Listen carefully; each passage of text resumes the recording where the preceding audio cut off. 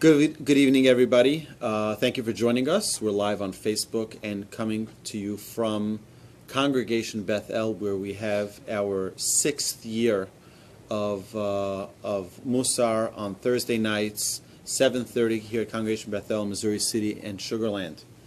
Okay, good evening. Thank you for joining us.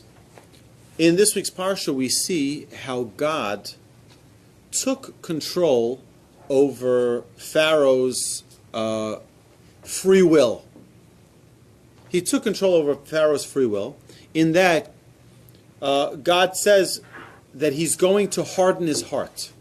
He's going to harden Pharaoh's heart. And the obvious question that we all need to be asking, don't we know that the basic principle of Jewish life, of not only Jewish life, of humanity, is that the first gift God gave creation was free will. And we know that every human being can decide to be whatever they want to be. And it's all in our hands. We make those decisions.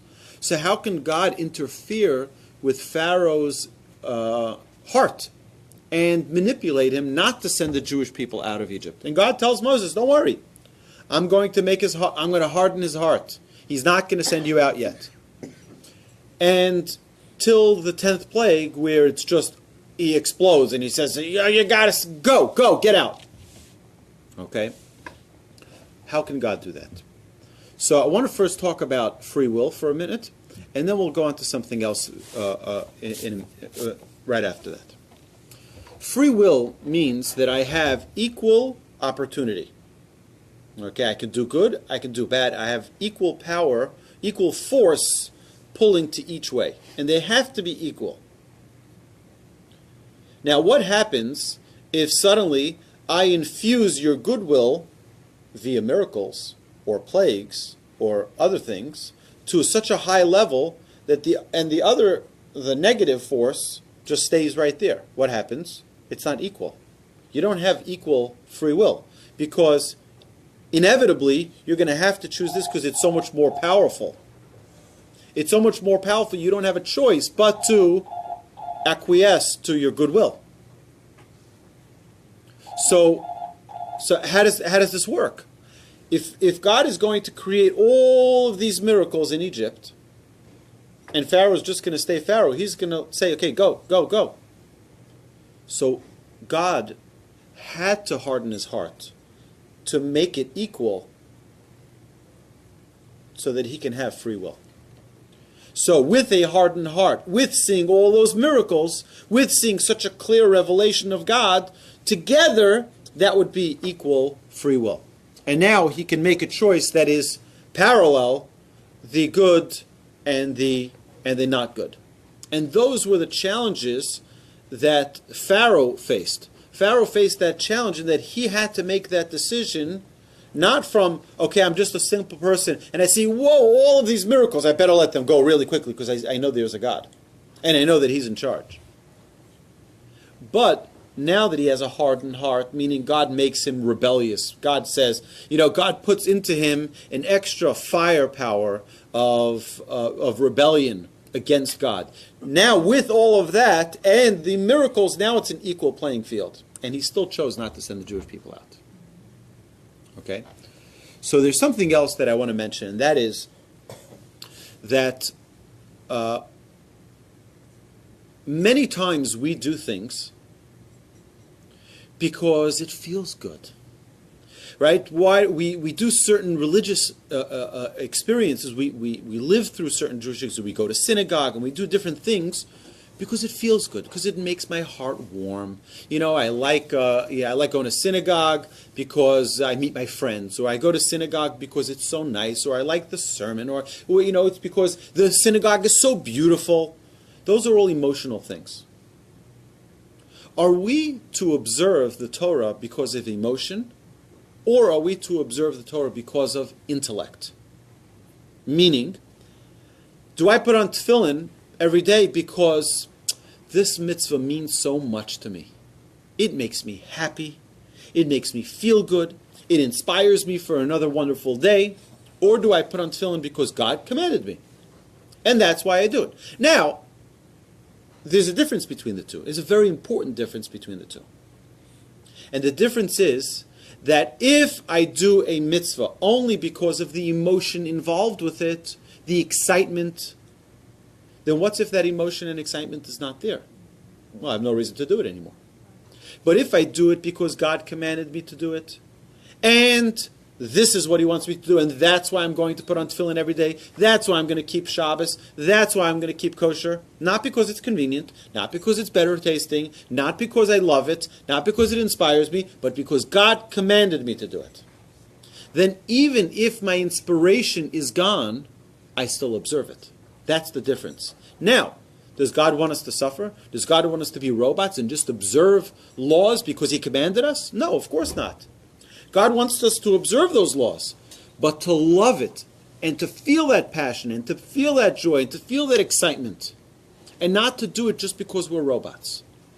And that's the beautiful blend that what we want to create in our daily Jewish experience is not to just observe laws because it's a rule, and not only to observe laws because we like them. We do them because they're laws, but we enrich those laws with understanding, with meaning, with passion, with excitement. And if that passion is not there, we still keep it because we're not doing it only because of that passion. We're doing it because it makes sense. There's intellect there. Okay? It means there's God gives us that commandment, whether it's Shabbos or it's kosher. So that's why I keep it. Now, there are also side benefits, but we don't keep it because of the side benefits. We don't keep it because, I love that day off of Shabbos. It's like I'm going on a cruise. And what's if you don't feel that way 1 week? Or what's if 1 week there's, an inauguration and you want to watch whatever it is. And you're not in the mood of that vacation called Shabbos. So what's going to happen? Who's going to prevail? Well, that's why we need to do things because it's the right thing to do, or because God commanded it to be done. And then it's great if we can add onto it an emotional element. Now, with Pharaoh was going to let us go after the first plague because his heart was all stirred up. But God didn't want him to do it just because of an emotion. He wanted him to know why he's doing it. Do it for the right reason. Do it because I told you to let my people go. Don't do it because you're afraid, because you're all emotional from this miracle that happened. Where Moses throws a stick on the floor, it becomes a snake, eats up the other snakes, and then he grabs its tail and it becomes back into a stick. You're like, oh my goodness, that's incredible. Do whatever you want, just go. No, I want you to do it because I told you to do it, not because there's an emotion involved. Now, emotions are dangerous. Emotions are fantastic, but they're dangerous. Because an emotion can pull you to many different places that you perhaps don't want to go to, right? Because in your mind, in your day to day actions, because sometimes, for example, let's take prayer. Okay, what is prayer? Prayer, we've translated numerous times in this class and in other classes. Prayer means a conversation with God, a direct conversation with God. Now, some people have told me, you know why I love prayer? Right? Because I love the songs. I love going to synagogue, and there's a great choir, right, Annie? Right? There's a great choir, and it's so nice, and it's so beautiful, and everyone dresses up, right? And what's if it's not beautiful? And what's if it's, so then, again, it falls apart. So it's very important that when we enjoy, the same thing, by the way, is our obligation to learn Torah. There's an obligation to learn Torah every single day. Every day. Whether you read a book at home, you want to come to a Torch class, you want to go to any class, anywhere, is a mitzvah to learn Torah every day. Now, do we learn that Torah because there's an obligation, a mitzvah in the Torah? Or do we learn it because I really enjoy it? Well, what happens if you don't enjoy it? Then you stop learning. You understand? So you should learn it and you should enjoy it. But don't do it only because of the enjoyment. The Minchas Chinuch, which is the Chinuch actually, is a book that we just have now in the beautiful new Levitt Family Library at the Torch Center. It's a library. And we have this incredible set of books. It's called the Sefer HaChinuch. It's the book of the mitzvahs. And it goes through every mitzvah from mitzvah number 1 to mitzvah 613. And it explains it, and it gives a whole beautiful reasoning behind the mitzvah. But he writes in his introduction a very important caution, a disclaimer. He says, I'm writing this to inspire people to do the mitzvahs with more emotion.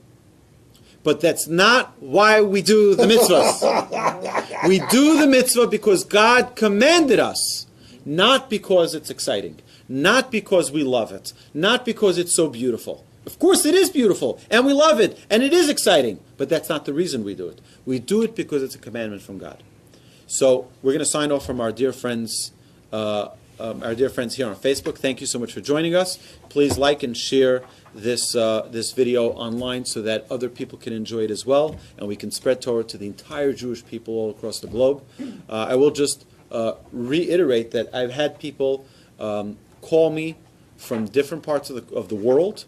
And I had people who I met here in Houston who told me they were in different parts of the world, and they watched these videos all over the place. We can spread a tremendous amount of Torah by sharing it. So when you get home, please share it as well. Thank you so much for watching. Thank you so much for joining us in this class. And you're welcome next week to join us here in Congregation Bethel at 7:30 for a Mussar class. And we're going to continue with the remainder of our class now. Thank you so much.